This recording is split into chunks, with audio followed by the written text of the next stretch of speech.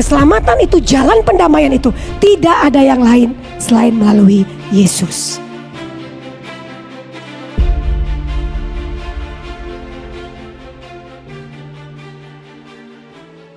Kan?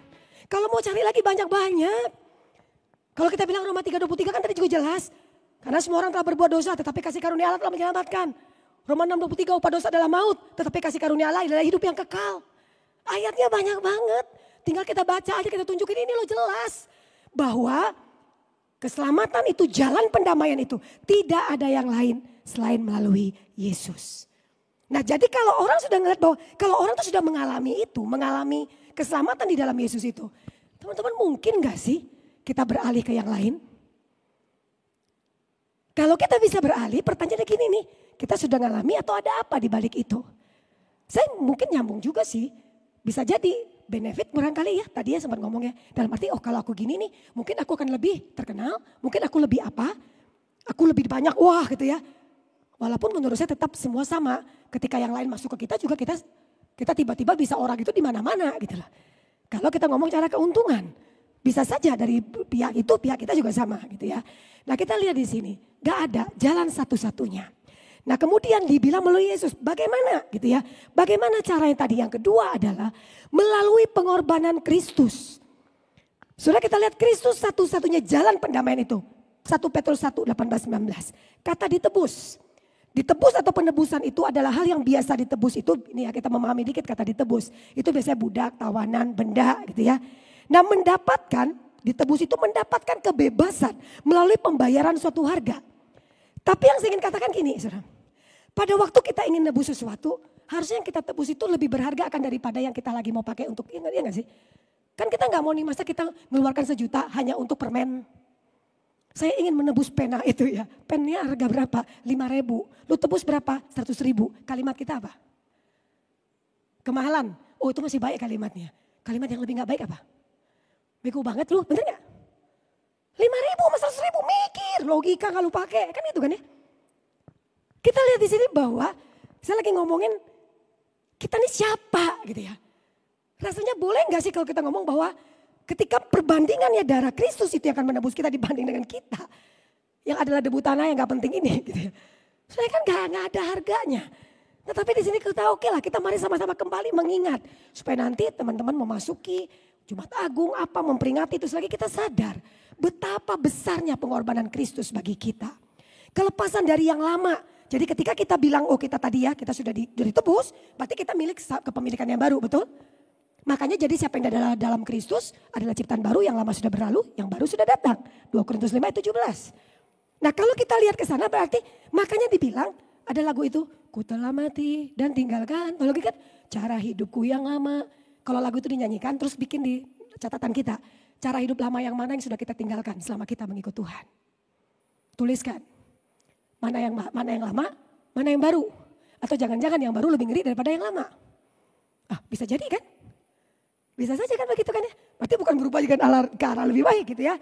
Jadi kita bilang makanya ada tuntutan oleh Tuhan pada waktu kamu sudah yang kamu ditawan oleh dosa. Kamu yang harusnya mengalami murka Allah ketika kamu ditebus oleh Kristus. Makanya kita dibilang hidup kita sekarang adalah untuk Kristus. Makanya ada bagian firman Tuhan, Paulus bilang di Galatia apa? Hidupku bukannya aku lagi. Tetapi Kristus yang hidup di dalam aku. Tuhan kita tadi bukan dosa lagi, bukan si aku lagi. Tuhan kita adalah Tuhan.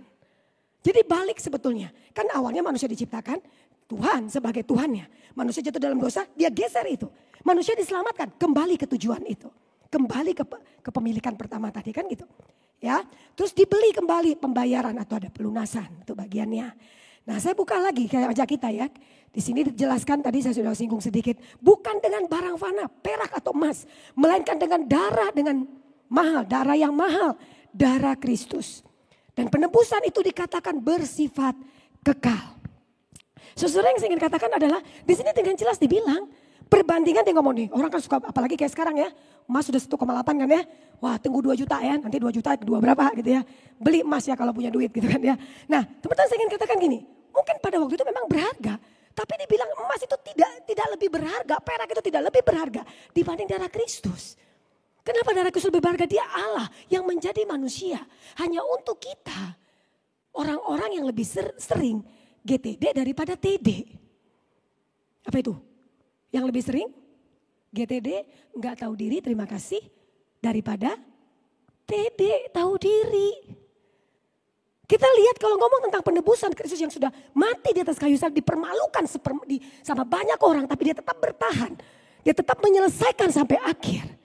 Kalau kita lihat ke sana saja, kita baru dikit aja kan ada persoalan. Gak nyambung kan rasanya kalau kita sudah ngelihat betapa pengorbanan Tuhan. Emang ada yang berani bilang kita berkorban? Suatu kali saya mendengar khotbah juga.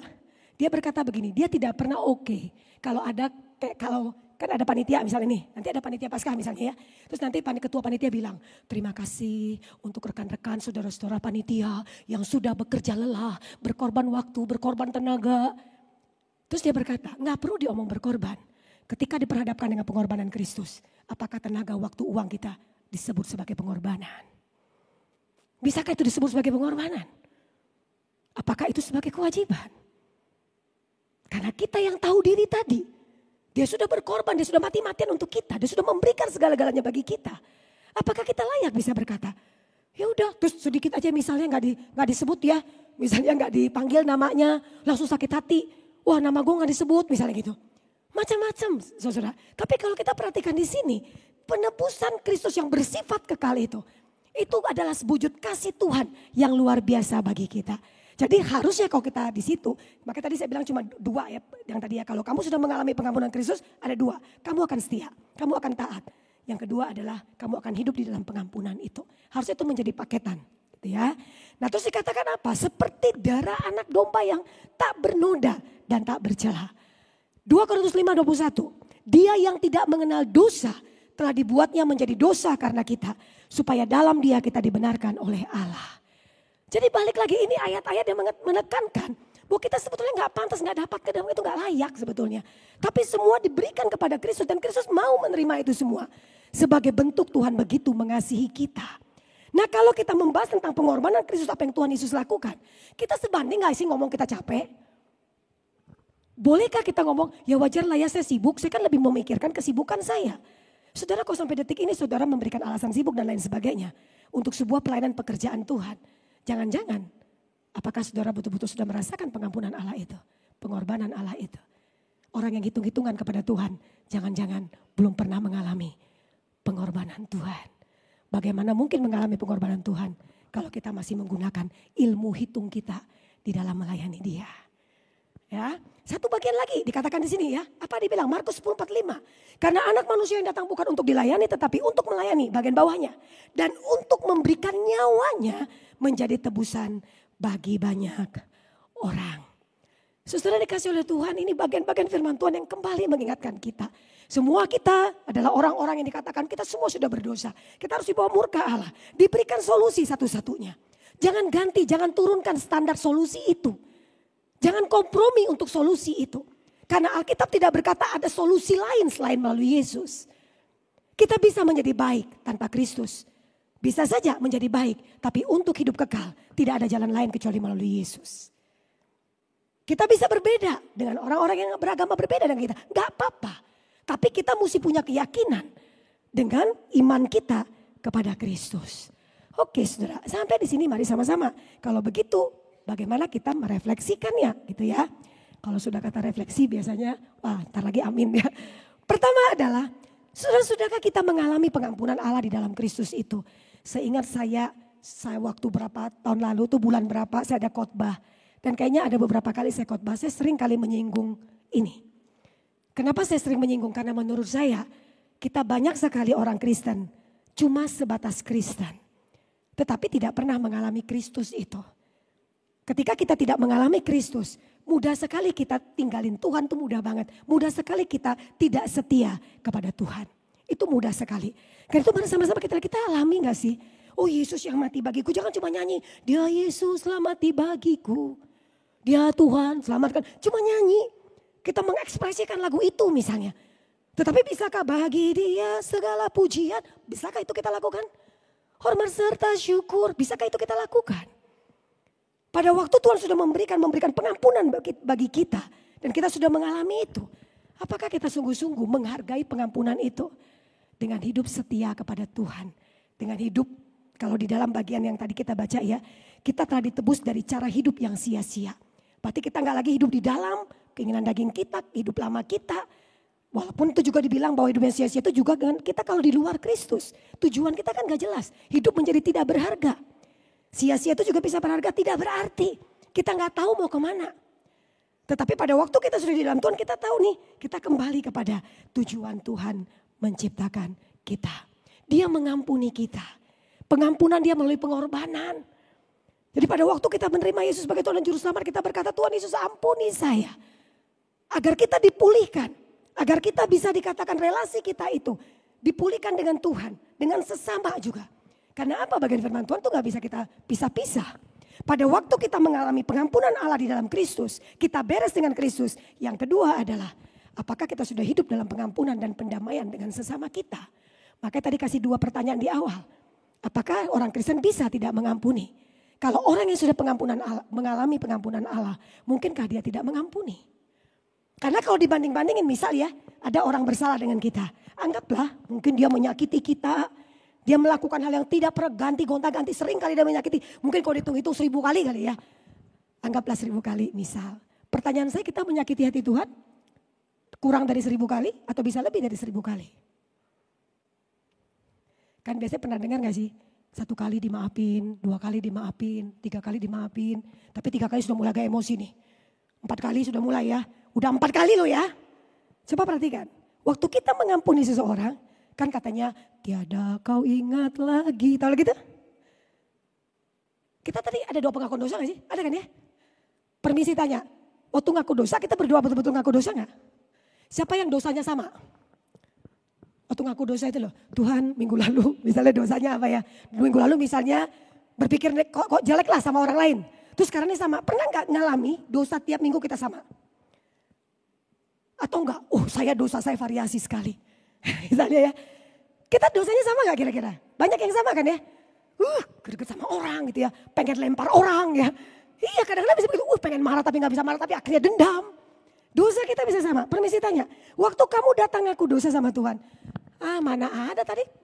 Well-nya juga gak kasih ayat yang aneh-aneh kan. Ayatnya tadi apa? Ayat apa tadi berita anugerahnya? Itu ya. Nah, jadi kita lihat lagi, kembali lagi. Ayatnya pernah gak sekali-sekali pakai. Maka demikianlah murka Allah atas kamu yang dosanya sama. Tiap minggu gak berubah-berubah. Kata Tuhan, variasi dalam dosa. Enggak kan dia? Saudara yang saya katakan apa? Sama kan dosanya kan? Lu mau 5 kali, 10 kali, 20 kali, 30 kali. Waktu lu bilang, Tuhan ampuni saya. Diampuni Tuhan gak? Datang aja tes ke hamba Tuhan. Pergi ke hamba Tuhan, terus bilang, saya dosa saya ini. Minggu depan datang lagi, dosa saya ini lagi. Datang lagi minggu depan, apakah kalau 10 kali datang hamba Tuhan akan bilang gini, kayaknya lu gak bisa lagi diselamatkan. Parah lu dah. Gak mungkin, percaya saya dah. Kecuali hamba Tuhan sebenarnya sudah greget aja sama dia aja kan gitu kan. Tapi kalau dia mau ngomong sesuai firman, apa dia mesti ngomong apa? Karena engkau mengaku dosamu, maka ia adalah setia dan adil. Minggu depan aku dosa lagi. Terus bilang apa? Karena begitu besar kasih Allah akan dunia ini kan gitu. Ayatnya banyak banget tentang bagaimana Allah mengampuni. Mungkin lebih banyak ya dari kata-kata yang mengatakan atau kalimat-kalimat yang ingin membuang kita. Misalnya kejatuhan manusia dalam dosa, bahkan sekalipun itu pun tetap kalimatnya kasih karunia Allah diberikan bagi kita. Yang saya ingin katakan, terus kita datang ngaku dosa, diterima terus kan. Lah sekarang ada orang nih, terus kan gak gini juga kan ya. Lu sudah dosa lu sama, kan gak kayak gitu ke Tuhan kan ya. Nah kamu dosamu kemarin lagi itu, gak gitu. Pada waktu Tuhan bilang diampuni, diampuni. Sekarang waktu kita datang orang kamu salah, kita ampuni. Salah lagi, ampuni. 3 kali, 4 kali, 7 kali misalnya ya. Berapa kali kau mengampuni? 70 kali. Anggaplah kata 7 lah ya. 7 kali sudah mengampuni misalnya. Kita bilang, wah kamu udah 7 kali. Waktu kita bilang 7 kali. Sebetulnya kita masih ingat kan 1 sampai 6? Tiada kau ingat lagi. Kalau lagu itu untuk sesama manusia. Tiada ku ingat lagi. Kunya kecil. Pelanggaranmu, munya kecil. Tapi kan enggak kita ingat. Mungkin yang kok tadi dibilang apa? Kita punya dendam ya. Kita rasa luka, kepahitan yang tidak mau mengampuni. Kita ingat di dalam-dalamnya itu. Bagi saya kan gak nyambung saudara. Tapi kalau kita bilang, saya tidak bilang ya. Ketika disakiti kita dengan mudah mengampuni, tidak.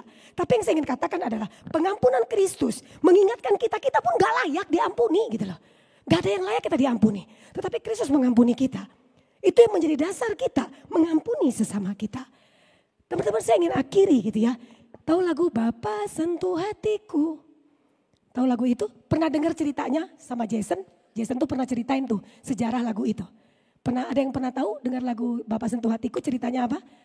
Belum ya? Saya waktu dengar waktu dia datang ke Surabaya tapi udah lama banget. Mungkin 15-17 tahun yang lalu. Terus dia cerita munculnya lagu itu. Rupanya ada seorang anak diperkosa sama papa kandungnya. Diperkosa sama papa kandungnya terus akhirnya singkat cerita karena dia mungkin pengen ngebalas atau pengen apa akhirnya dia dipasung. Dipasung kakinya sampai di suatu titik dia tuh ngerasa bahwa pasungan tuh mungkin karena cukup sudah lama kali ya. Mungkin berkarat lepas. Terus tiba-tiba dia dibilang bahwa dia bawa, saya nggak tahu lah mungkin tuh pisau kah atau apalah. Pokoknya bawa benda untuk membunuh papanya. Posisi papanya sudah sakit-sakitan udah kayak sudah posisi sudah sakit lah gitu. Dia mau datang pada waktu dia mau nyerang papa, mau pergi balas ke papanya. Tiba-tiba dia lihat cahaya putih. Dan di situ dikatakan bahwa dia melihat Yesus. Dan waktu itu dia mengalami, dia minta ampun, dia berdoa di hadapan Tuhan. Pada waktu dia, jadi di situ dipulihkan dia dengan Tuhan. Dan pemulihan dengan Tuhan itu membuat dia bisa mengampuni papanya. Orang yang mengalami pengampunan Tuhan tidak mungkin tidak mengampuni sesamanya. Dia akan terus berjuang. Oke Tuhan, aku pun tidak layak. Aku bukan orang yang baik. Tetapi engkau mengasihiku, engkau mengampuniku. Kalau begitu aku tahu juga di sekitarku juga bukan terdiri dari orang-orang baik. Kan semua sudah berdosa. Kalau semua sudah berdosa, mungkinkah kita menuntut ada yang baik atau ada yang sempurna? Enggak ada dong kan ya? Kalau tidak ada yang sempurna, kita mesti siap paketan untuk saling mengampuni satu dengan yang lain. Sebab manusia jatuh dalam dosa, dosa itu walaupun kita sudah percaya Tuhan, kita berjuang kan untuk lebih baik dan lebih baik, betul? Bisa jatuh lagi kan? Kita bisa melakukan terus pelanggaran yang sama. Nah kalau kita sekarang tahu nih, kamu ya kalian ya, orang berdosa yang masih berjuang untuk hidup benar, untuk hidup baik. Saya juga berjuang untuk hidup lebih baik dan hidup lebih benar. Jadi pada waktu kamu gagal, saya tahu kamu tidak sempurna dan kamu belum, kita masih proses menjadi serupa Kristus. Kamu bisa jatuh. Kalau saya mengatakan bahwa kamu begitu, berarti saya bisa dong memaklumi ketika dia jatuh atau ketika dia bersalah. Sama ketika saya juga menuntut orang-orang di sekitar saya memaklumi saya. Ketika saya jatuh saya bilang, ya aduh saya nggak bermaksud, maafin saya ya. Ketika kita ingin dimaafkan, belajarlah memaafkan. Ketika kita ingin dikasihi, belajarlah mengasihi. Ketika kita ingin dimengerti, belajarlah mengerti. Itu yang harus kita berjuang, harus bersama. Gak boleh kita tuntut hanya untuk orang lain, tidak untuk diri kita. Menuntut diri, menuntut sesama kita sama-sama. Supaya suatu waktu nanti kita bisa dalam pengampunan itu, kita sama-sama ditemukan Tuhan sebagai anak-anak Tuhan, hamba-hamba Tuhan yang setia sampai akhir.